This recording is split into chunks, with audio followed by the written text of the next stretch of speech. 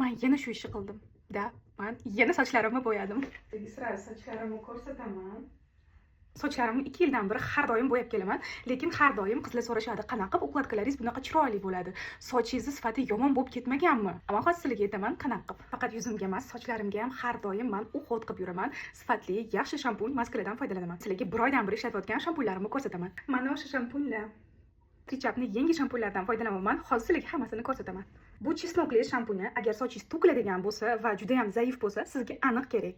Sochingizni ildizlarini mustahkamlaydi va soch to'kilishini oldini oladi. Ikkinchisi bu rozmarinli shampun. Bu davolovchi shampun hisoblanadi. Hamma soch turlariga to'g'ri keladi, sochlaringizni mustahkamlaydi va qalinlashtiradi.